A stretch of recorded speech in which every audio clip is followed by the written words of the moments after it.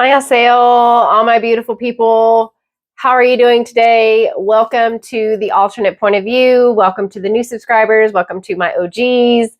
I am very excited about this case that we're going to talk about today because this case pertains to not just the alternate point of view, but also my open adoption option YouTube channel. So it's going to go on both channels.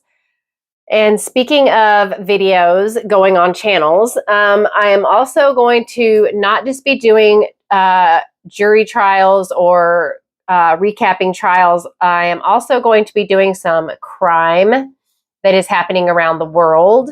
And those are going to be exclusive for members only. So get ready, if you're not a member, to become a member if you want to see crimes and horrific things that happen outside of the United States and possibly some cases that happen here. I have several cases that I'm going to be doing. One from my own hometown in Alabama that happened when I was 18 years old, and another that is going to be out of Pakistan, and another that is going to be out of South Korea. But if you want to see these cases, you have to become a member. So the reason I say that is because I have only been able to get on here not even every week because I have been working and I'm so mentally drained from my job that I just can't dedicate what I want to this channel. So I have made a life-changing decision, and that is that Friday will be my last day at my job, and I'm going to pour all of my efforts into this channel. There was a time when I did this channel daily, and then it just kind of trickled away. I got sick, I had seizures, blah, blah, blah, whatever. And now at my job, it's just super stressful, and it is not really worth me losing this opportunity because, you know, SAG-AFTRA is still on strike.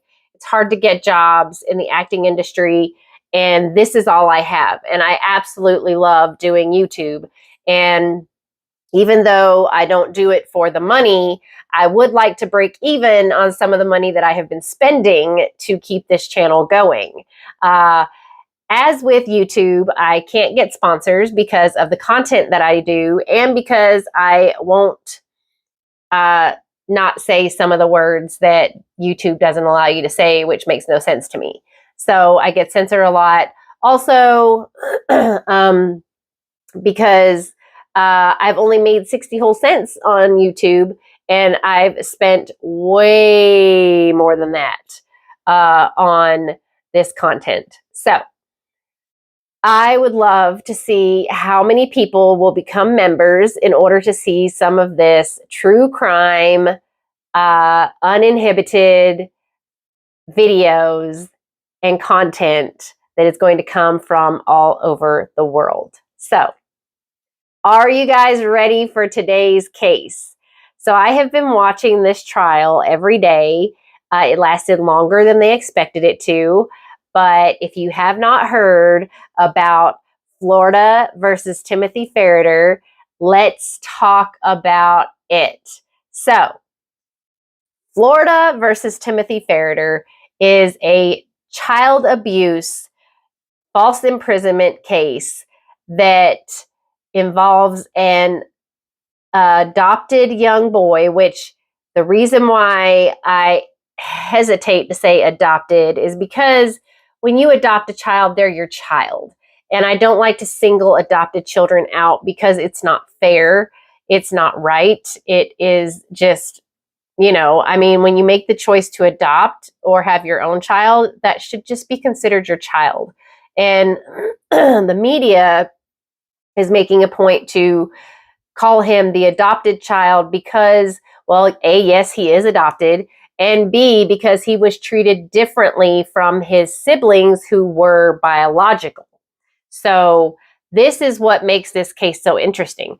And it also makes it interesting because this isn't the first adopted child case that's going to be coming out of Florida. There's another one coming up where the gay couple adopted a bunch of kids and they did some really terrible, horrific things to those children. So we will be doing that case as well. But let's get into Timothy Ferriter and Tracy Ferriter. And who is this couple? Who is this couple that chose to adopt and then ended up magically having their own biological children? So, this is called the boy in the box trial. And it's called the boy in the box trial because you think box, like he's living in a tiny box, like a dog crate or something. But he is living, in fact, in a room. It is an 8x8 room. However, this room doesn't have accessible air.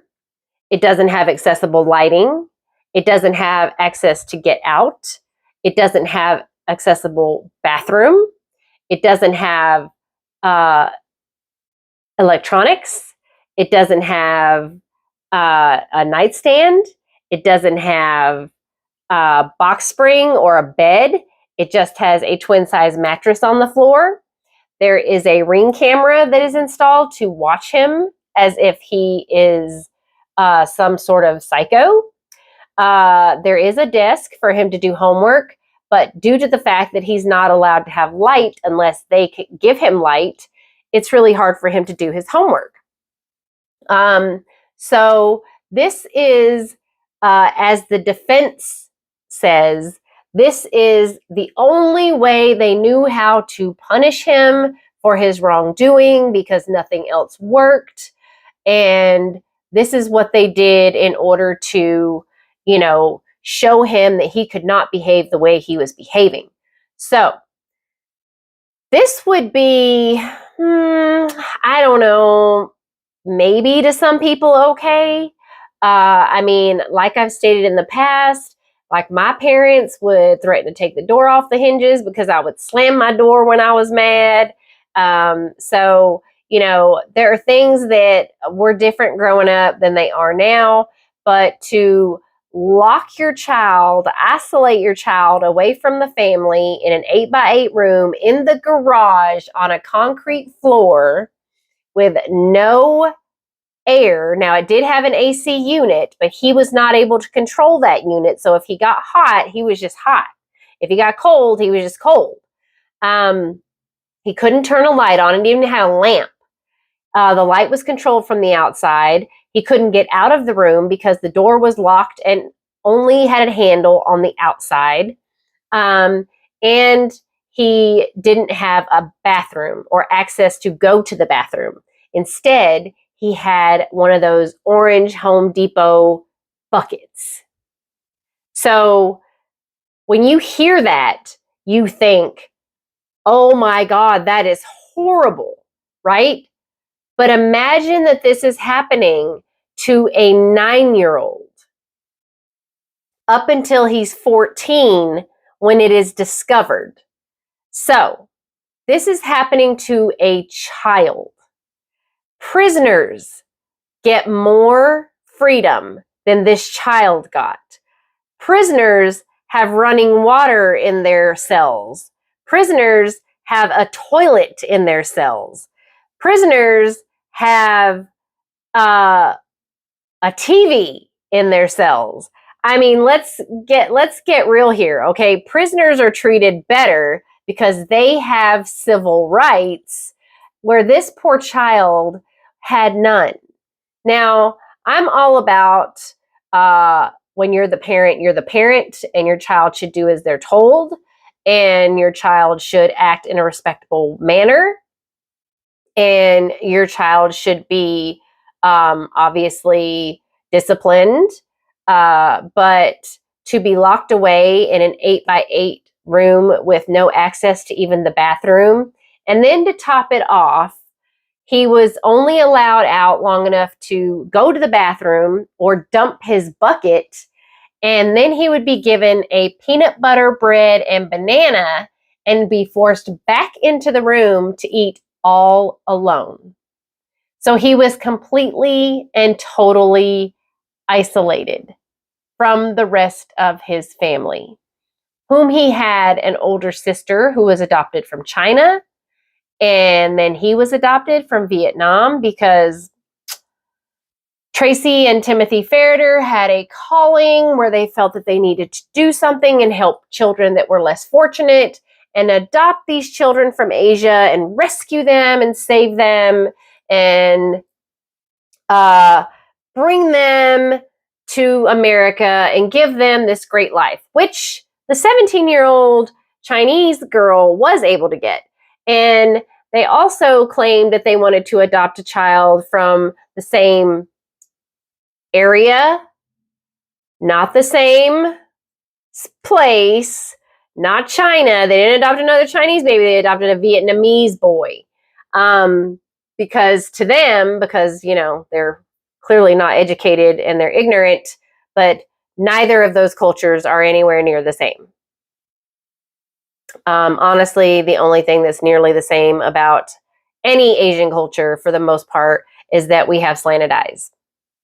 Other than that, not a whole lot of similarities in the Vietnamese and Chinese culture, which I don't even believe these kids were raised with, given the fact that even Timothy spoke several languages and worked in several foreign countries. So let's get into this boy in the box trial. It is at trial. It just finished trial. So I've been watching this trial every day, and I have been listening to the defense's argument that this is just the way they disciplined their child. That may not have been right, but this was the only way they knew how. And it's just like, are you kidding me right now? Like, this is the only way you knew how? You had 3 other kids and you didn't put them in an 8x8 box. You didn't put them in a room with no air conditioning. You didn't lock their door from the outside. And you didn't start doing this to them when they were 9 years old. They're trying to say that the Ferriters were at the end of their rope. They just didn't know what else to do with this kid who was just so super smart and intelligent that he was able to hack into computers. Granted, not great, not a good idea, right? He embarrassed his sister in front of her class, but what kid doesn't do something stupid like that? But that he was not given the same disciplinary responses that his siblings were given for pretty much the same infractions. They say they tried to put him in track. They tried to put him in chess. But I mean, my God, when you're feeding a child a peanut butter bread and a banana every day, how do you expect this kid to run track? And it wasn't sports or physicality that he needed. It was mental. It was, something to challenge his brain, because he clearly has a brain that works differently than others. So here we have Timothy and Tracy Ferriter locking their son in a windowless room in their garage with a concrete floor, and he is screaming and crying and sad because he's in a dark room for up to 18 hours at a time.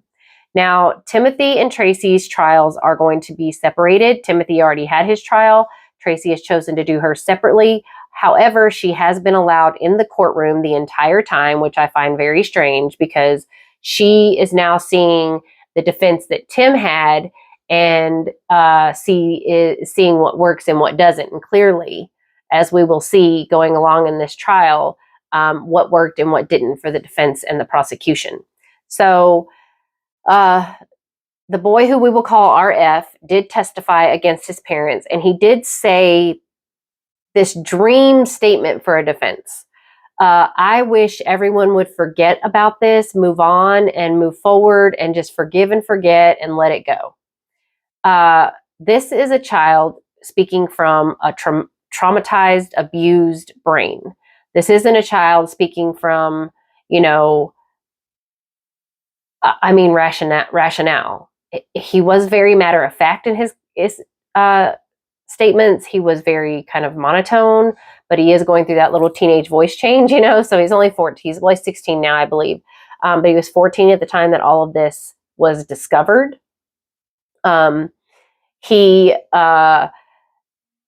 testified that, the things that he wasn't allowed to have, the things that were taken away from him, how many times he was without light, without air. He would get yelled at and cussed out if he tried to mess with the air, because he was trying to figure out ways to get the air on in that room. He was trying to figure out ways to escape. And his parents would literally cuss him out and just berate him. So Timothy is obviously being charged with false imprisonment, child abuse, and other charges that the defense is trying to say don't pertain because there was no technical permanent bodily harm done to him. But the judge, who you can tell is very like, what the heck are these people doing? Even though he was fair, you could tell that he was very unhappy with the situation that these parents put this child in. And he did say, just because there's no physical permanent damage, he's not sure if the scope goes out to mental permanent damage. So he left the charges in there.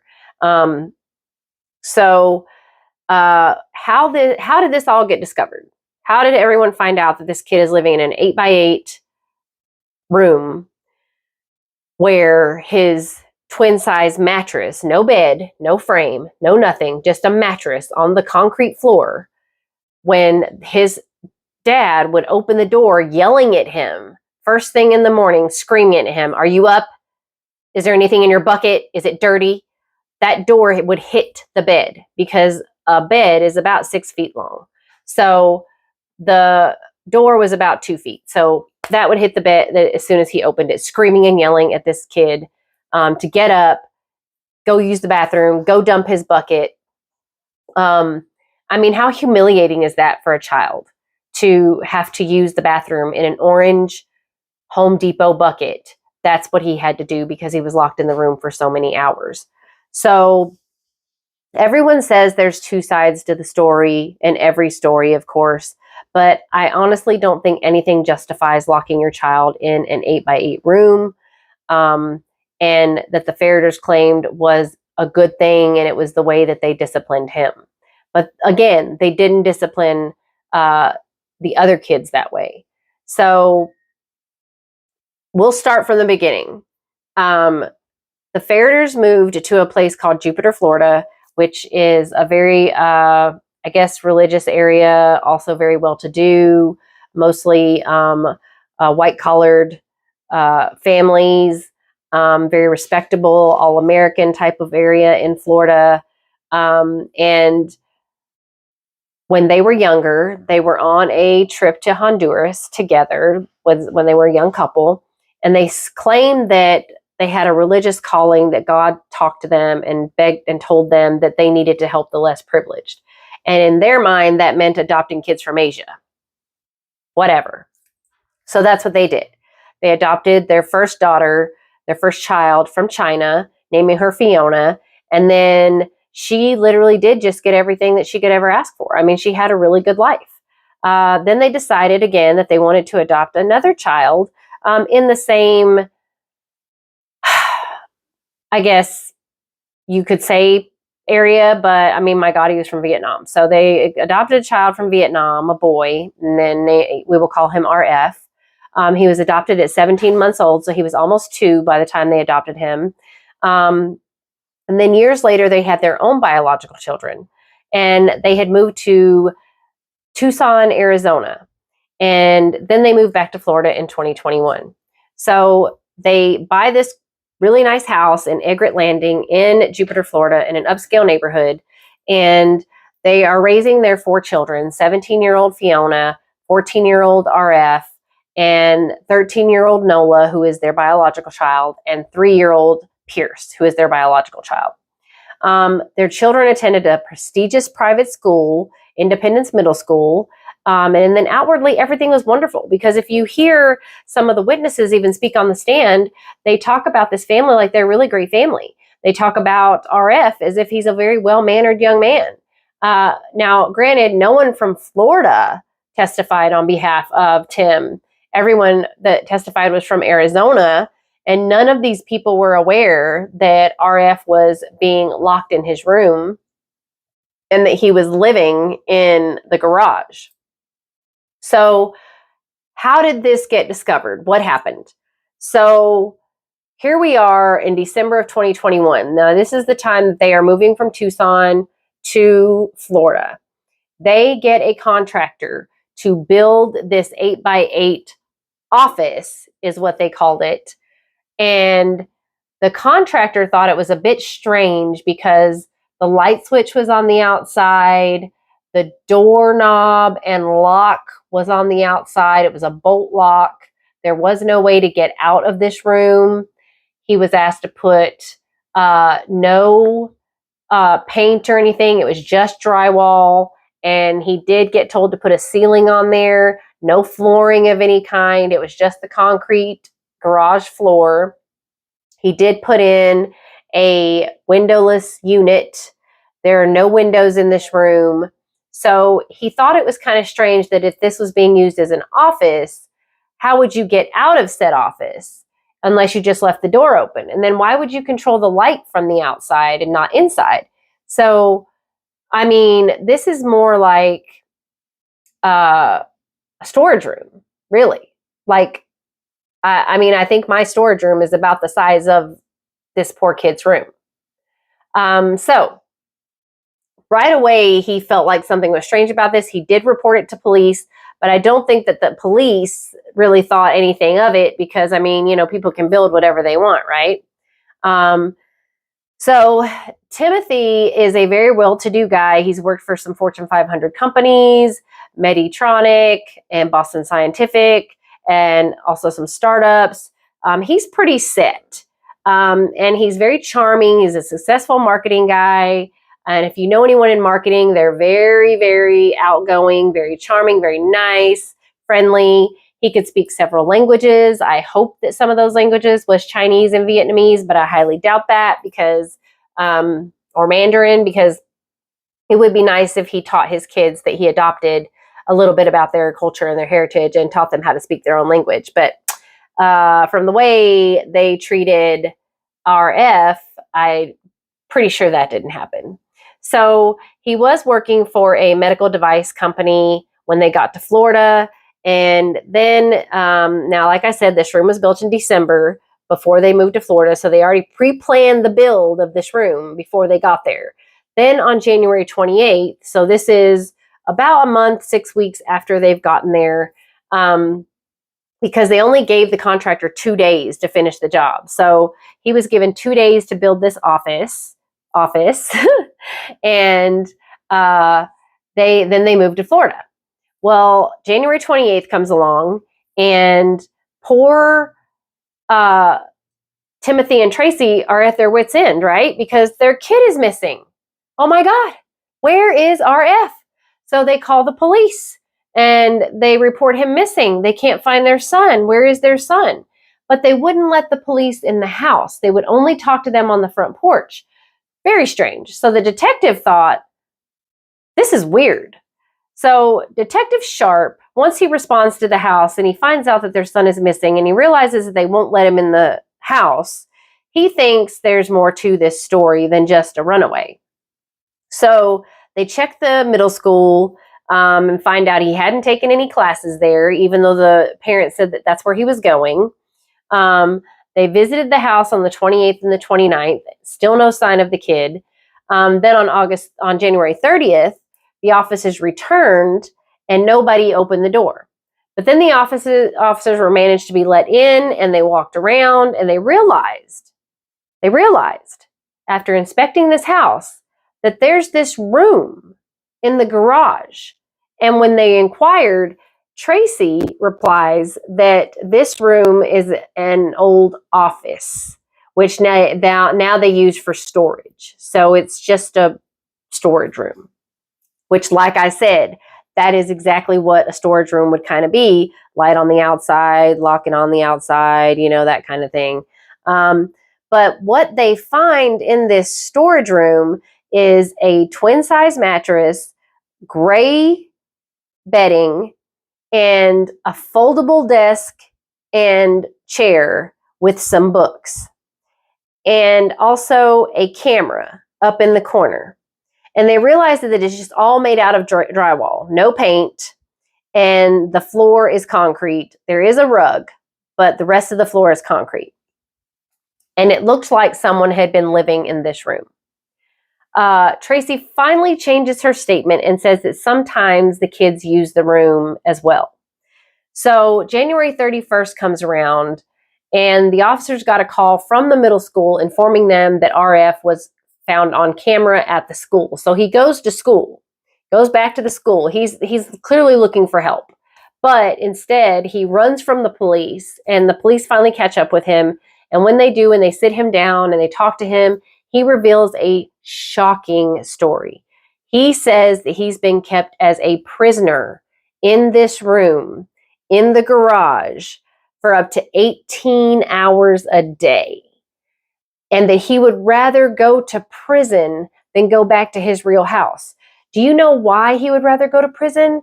Prisoners have toilets and running water in their room, and they have lights, and they have TV, and they have room for 2 beds. They have, this is insane that this kid is kept in this room with no light, no air, no way out, no windows, no nothing, no computer, no TV, no nothing to keep his mind stimulated. And they realize also that he is being supplied with an orange bucket from Home Depot, where he is supposed to defecate in said bucket and then throw that out every morning in the backyard. What? What? And why? Why is all of this occurring? Why do you think all of this occurs? Now, the Ferriters say that he was a bad child, basically, that he did bad things. He hacked into the school computer. He embarrassed his sister in front of the class. He wouldn't do as he was told. He would have violent outbursts. But also, according to RF, Timothy was very abusive. He would slam him up against the wall by the neck. He would slap him. He would cuss at him. He wouldn't let him play with his friends. And so he was stuck in that room, usually sometimes able to read books, but that was about it. So come February, Detective Sharp returned to the house a week or so later and noticed that the bed he had seen in the small room was now in the baby's room. And there were framed photos of the family on prominent display on the kitchen counter, sat at a disconnected doorbell device camera. So I guess before they didn't have all these great pictures up, including RF. So he sees all this and he realizes there was a camera in that room. So he gets a warrant to be able to watch the videos on this camera that was in RF's room. And finally, they talk to the teen sister, Fiona, and they find out from her that she says that all the other kids were treated differently for the same type of infractions. He was the only one treated this way. He was the only one living in a room outside in the garage. Everyone else had their own room, and that he would get in trouble for stealing cookies or chocolate or anything that he could eat, snacks of any kind. Why? Because they thought, well, we'll take sugar away from him. That will make him act right. We'll take gluten away from him. That will make him act right. So they did all these things other than therapy, other than positive reinforcement, other than, how can we get our kid who is clearly super duper smart on the path of doing something with his brain? Instead, they locked him and isolated him in a room all alone in the dark. Now, shockingly or unshockingly as this may seem, the Ferriters would post things on their Facebook that would make their family look like they're just the greatest family in the entire world. Because, my God, they adopted 2 Asian children. And they have this perfect little family. And even their Christmas cards would say, "Merry Christmas from the Ferriters." So police actually discovered and recovered 21,000 incriminating videos. 21,000 incriminating videos from that Ring camera device. 12 days after the arrest of the Ferriters, they had the room demolished. So the officers found the mattress in another room.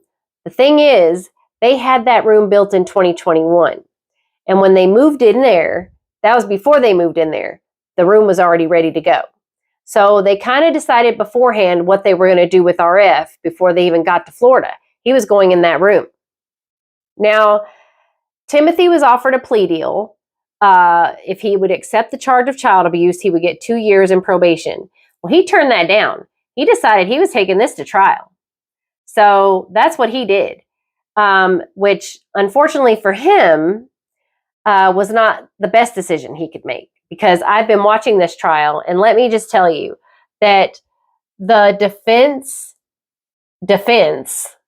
is that this is, yes, they did not make the best decisions in punishing their child. Yes, this was not good parenting on their part, but they did the best they could. They did the best they could with the situation they were in, and this is just what they thought was the right thing to do. So this is how they punished their child. So, was it right? No. Do they admit to what they did with being wrong? Yes. So now in some trials, this may work. In some trials, it may work to be like, okay, yeah, I fess up. I did it. I screwed up. I made poor choices. But when it comes to a kid, when it comes to what you have done to your child, I don't think that you really get away with that as easily. Now, joyriding, getting into a fight at a concert. I'm only saying that because I have a busted lip. And I went to a concert the other night, and well, hey, what can I say?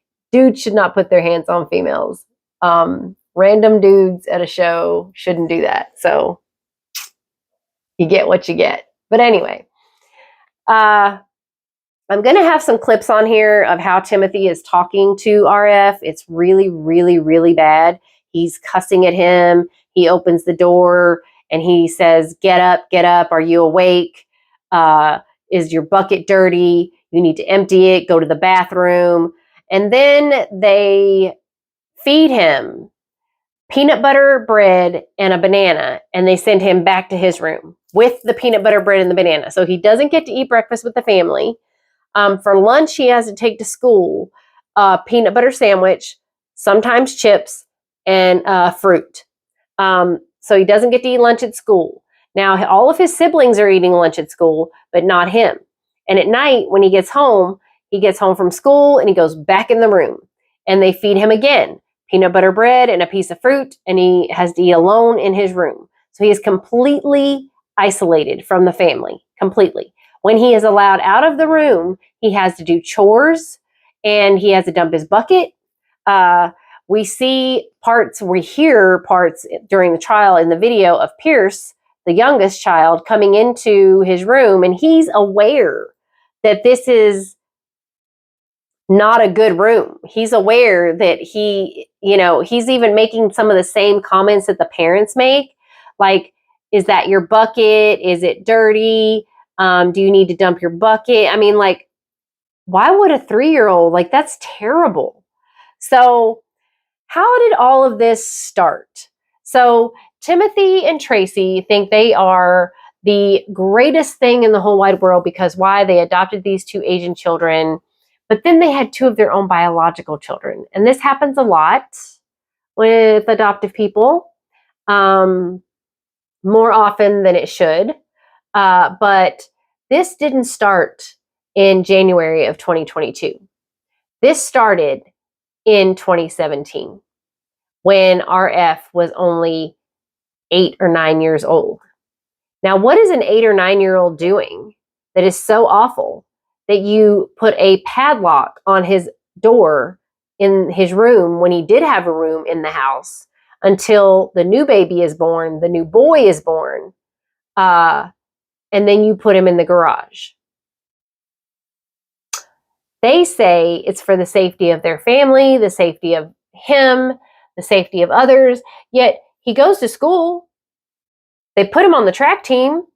They put him on the chess team. If it was such a violent, horrific person or child, why would he, be given these opportunities to be able to go out in public to school? So this has been going on since 2017. So he was 8 or 9 years old when this started. So this is the only life he's known for the past 5 years, at least. And they're saying that it's because of the younger son being born. But honestly, I'm not sure. I think they adopted a little girl from China. She's now 17. Then they had their own. Then they adopted RF, who's now 16. Then they adopted, then they had their own child, which was another girl. And when they got the son, I think that's where Timothy and his narcissistic behavior came out, because he wanted a son of his own. And that's where I think RF was just thrown away like a piece of trash and treated worse than a prisoner. Because, as I've stated before, prisoners have more privileges and access to things than RF did. And I will also say that both doctors on the prosecution and the defense side highly disagreed with the treatment of RF, highly disagreed with the parenting decisions that these people made. The doctor on the defense side didn't do them any favors, because she herself said this was wrong. It was not right, and that isolating and traumatizing a child this way would have long-term effects. So I feel like this is just something that Timothy felt was right for him, because this made Timothy feel in charge and made Timothy feel like, well, I have my own kid now. You don't matter. And I'm pretty sure that's how RF felt, was like he did not matter. So you can hear Timothy losing his mind whenever RF tries to adjust the air conditioner that he can adjust, but he's trying to. He's trying to figure out how, because it's hot in Florida. You can see where they're calling RF out as it basically being his fault. Well, it's his fault. He embarrassed his sister in front of the class. What else were we supposed to do? It's his fault because he hacked into the school's computer system. It's his fault because he played too aggressively with his younger brother. It's his fault. So they had no choice but to lock him in this room. Now, here we are. We're at this trial. The Ferriters have been, out on bond. Somehow, Tracy Ferriter has allowed to be in the courtroom this entire time. I don't know why. I don't know how, but she has been. They've been out on bond. They don't have custody of any of their children. They're all in foster care. So here we are, full circle, you guys. Here we are with a couple who supposedly had the best intentions of, taking children from impoverished areas or places that they were going to be stuck in an orphanage and adopting them and raising them, to now all of their children are in our broken foster care system.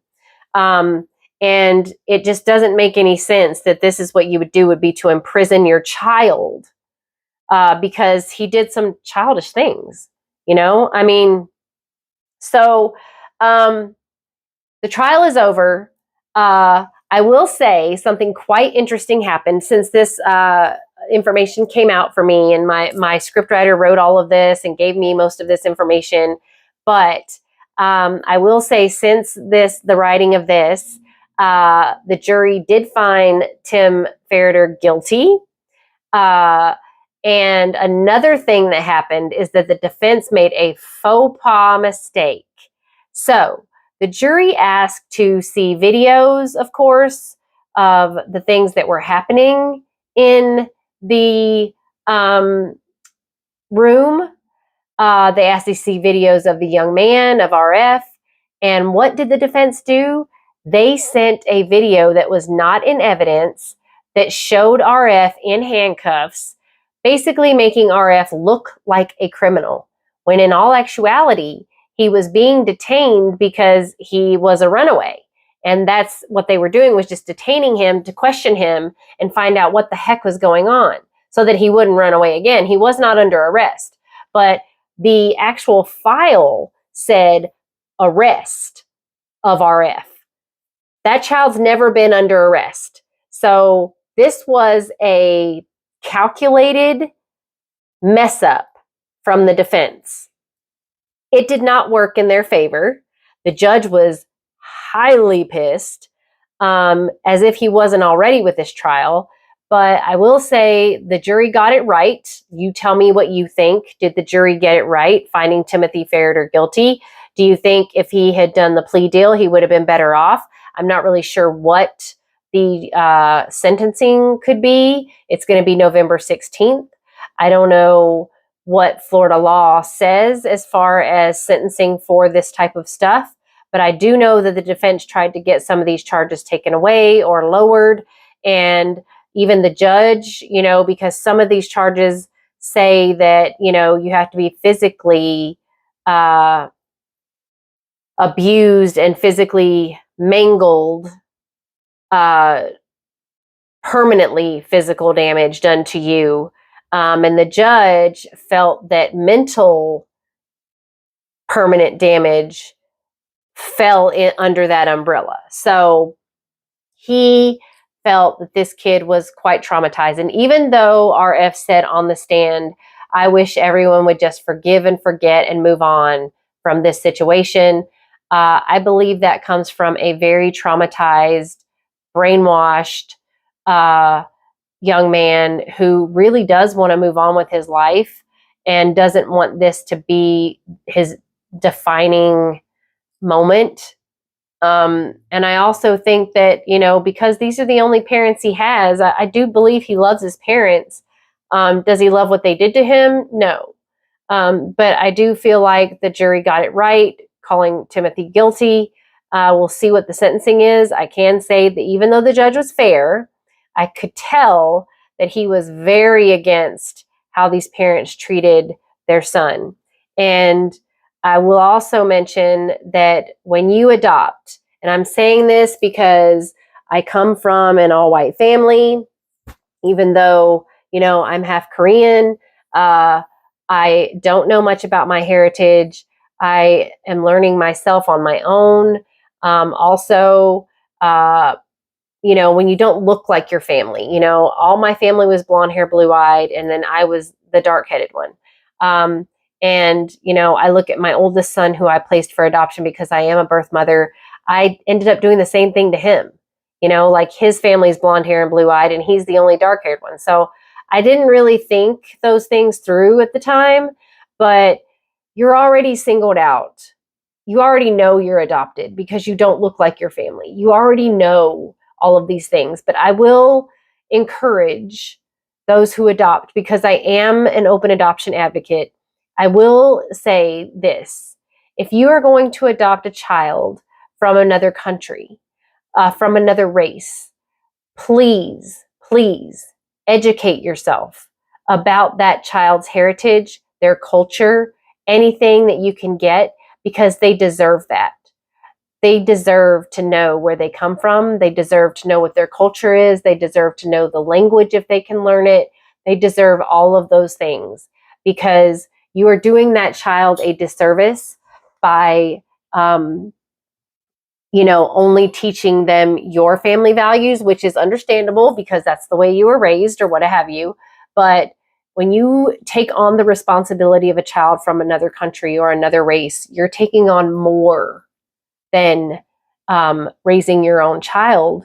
You're taking on learning about something that you may not have learned about before. Just adopting a child from another country doesn't make you some sort of freaking saint. Just doing an adoption doesn't make you a saint, okay? It makes you someone who wants to be a parent. And if you really, truly, truly want to be a parent, you will educate yourself and give that child all that they need and all the tools that they need to be successful, because it's hard enough to be in a mixed family, but to not know your background and your race and your heritage and your culture and all of those things, your language, makes things even harder. But I can tell you that that adopted child will appreciate you later on in life, maybe not right away, but they would appreciate you for giving them all the tools they need to be successful. And that's not just, a great education and all the toys that they want. There's more to it than that. So you tell me what you guys think about the Ferriters. You tell me what you think about this discipline that they did. You know, like I said before, my parents used to threaten to take the door off the hinges when I would slam my door. I mean, these were just things that we grew up with. I mean, there were times when my parents were like, you know, you eat what I cooked or you don't eat at all. You know, I hated salmon patties, so I just didn't eat, you know. But it is what it is. But do you give your child a peanut butter bread and a banana every day?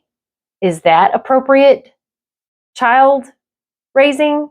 Is that appropriate for anyone? Prisoners get better food than that. So I want to know and hear what you have to say. I know that Lisa out there definitely disagrees with using food as a tool for discipline. But I want to hear what other people have to say. And please don't forget to like, subscribe, and share to this channel. Put it on Facebook. Put it on TikTok. I am not on TikTok or Facebook, but I am on Instagram, half and half, 1974. And I'm on Twitter, Racy0000. And if you would like to see more videos, longer videos, have interactive videos, let me know, become a member, because those videos are coming. I have several videos coming out about things that are occurring in other countries or have occurred in other countries, or old cold case crimes. Those are also coming out. And because I won't have a job, I'll have more time to dedicate to that, but it's for members only. So get on the member train. 감사합니다. 다부투바.